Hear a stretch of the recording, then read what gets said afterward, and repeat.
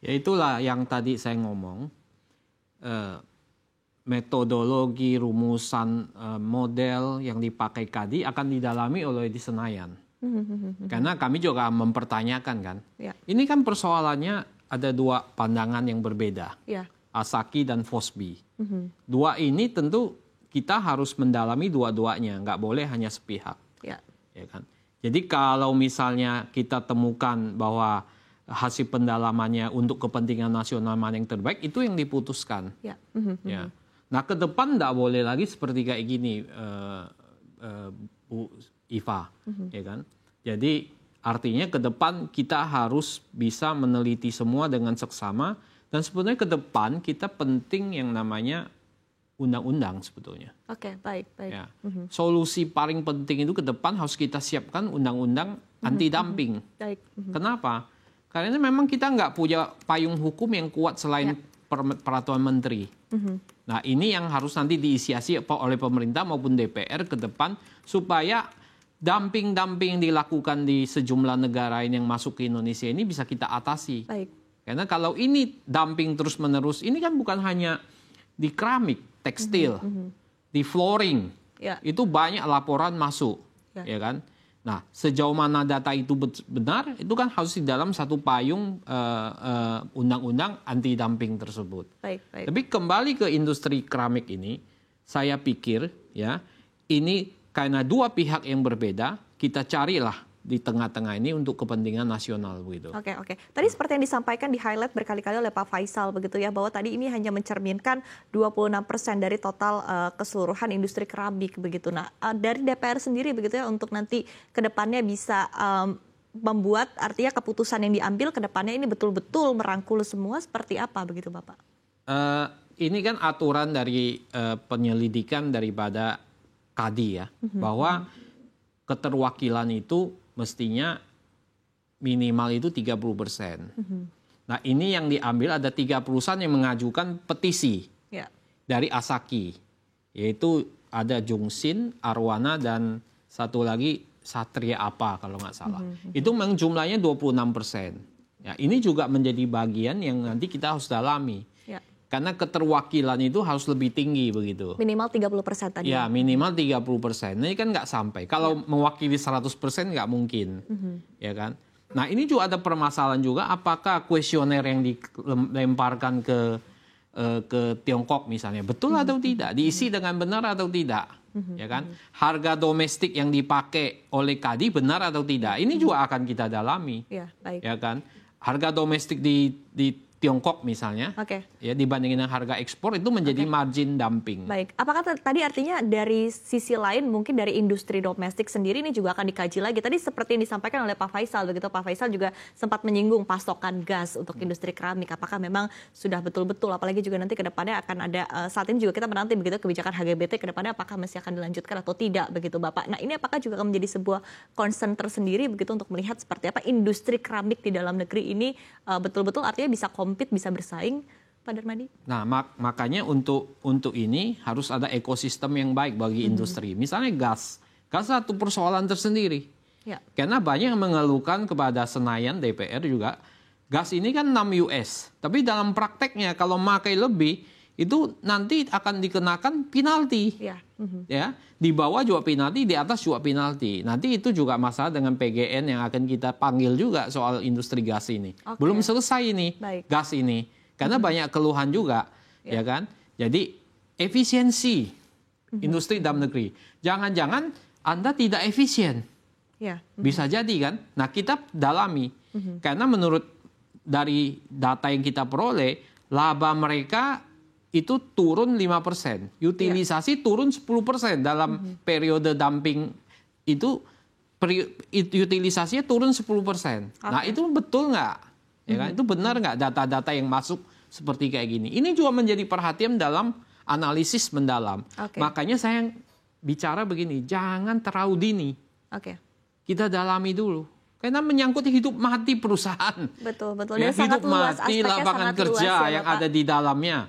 Ya, kita carilah untuk kepentingan nasional di tengah-tengah ini biar pengangguran, biar tenaga kerja bisa diserap lebih banyak. Tapi yang paling penting, kita ini harus mendorong investasi masuk. bangun pabrik di sini, ya kan?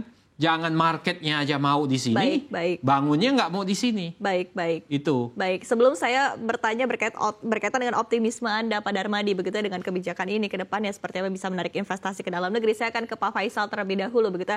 Tanggapan Anda, Pak Faisal, tadi elaborasi yang sudah disampaikan oleh Pak Darmadi seperti apa, begitu ada poin-poin tersendiri dan mungkin optimisme Anda juga begitu berkaitan dengan kebijakan ini ke depannya bisa meningkatkan investasi di dalam negeri seperti apa, Bapak? Saya sepenuhnya sepakat dengan Pak Darmadi, realitasnya seperti itu, tidak merepresentasikan populasi, kemudian ada masalah dengan gas semua. Nah, kesimpulannya ini gara-gara China semua gitu kan tidak fair. Kita juga sepakat kalau hitung-hitungannya ya biaya masuk anti dumping misalnya berapa? 20-25% gitu untuk menciptakan persaingan yang sehat juga. Karena idealnya tadi di angka tersebut ya, Pak Faisal? Saya tidak berani, misalnya saja ada tingkat pelindungan tertentu yang optimum gitu. Bisa dihitung kok itu optimum tarif yang menguntungkan buat perekonomian secara keseluruhan, efeknya terhadap tenaga kerja, efeknya kepada cadangan devisa, efeknya kepada daya saing dan sebagainya itu dengan mudah bisa dihitung. Saya yakin DPR akan menukik ke hal-hal yang seperti itu agar kita bisa menghasilkan industri yang kompetitif. Ada satu lagi masalah, mengapa Indonesia masih terlalu dominan di keramik? Mengapa porselennya terlambat gitu? Ini kan ada masalah juga kan. Transformasi di dalam industri itu tidak terjadi. Nah, dilihatlah ekosistemnya kan. Apa sih yang membuat mereka tidak seperti itu? Dan jenis berdasarkan ukuran juga terbatas sekali. Kalau yang banyak diproduksi di Indonesia ini 30 kali 30 cm dan 60 itu juga relatif sedikit ya, 60 kali 60. Padahal kalau di bangunan-bangunan di IKN, di kantor, di rumah ibadah itu membutuhkan yang besar-besar yang tidak bisa dihasilkan. Tapi itu pun nanti kena gitu. Nah, hal seperti inilah yang menurut saya jangan 2 minggu gitu kan. Kadi mintanya apa, perindustri apa, perdagangan mintanya 2 minggu selesai ya.